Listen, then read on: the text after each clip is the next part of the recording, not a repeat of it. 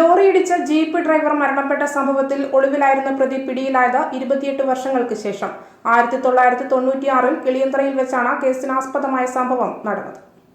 1996-ൽ കിളിയന്തറയിൽ വെച്ച് Karnataka national permit ലോറിയിടിച്ച് ജീപ്പ് ഡ്രൈവർ മരണപ്പെട്ടിരുന്നു. ഈ സംഭവത്തിൽ ഇരിട്ടി പോലീസ് കേസെടുത്തിരുന്നു. കർണാടക ലോറി ഡ്രൈവറായ നാഗേഷ് ഒളിവിൽ പോവുകയും ഇയാളെ കണ്ടെത്താൻ കഴിയാത്തതുമായ സാഹചര്യത്തിൽ മരണപ്പെട്ടയാൾക്ക് ഇൻഷുറൻസ് ലഭിച്ചിരുന്നില്ല. 28 വർഷങ്ങൾക്ക് ശേഷമാണ് ഇരിട്ടി CI ജിജീഷ് PKയും സംഘവും ബംഗളൂരുവിലെത്തി പ്രതിയെ അറസ്റ്റ് ചെയ്തത്. പ്രതി പിടിയിലാകുമെന്ന് ഭയന്ന് കർണാടകയിലെ പല സ്ഥലങ്ങളിൽ ടാക്സി ഡ്രൈവറായി ഒളിവിൽ കഴിയുകയായിരുന്നു നാഗേഷ്. 28 വർഷമായി ഇയാൾ വീട്ടിൽ പോകാറില്ലായിരുന്നു. സീനിയർ സിവിൽ പോലീസ് ഓഫീസർമാരായ ബിജു C. മട്ടന്നൂർ, ഷിഹാബുദ്ദീൻ, പ്രവീൺ ഉരത്തൂർ, നിജേഷ് തില്ലങ്കേരി, ഷൗക്കത്ത് അലി എന്നിവരടങ്ങിയ സംഘമാണ് പ്രതിയെ പിടികൂടിയത്.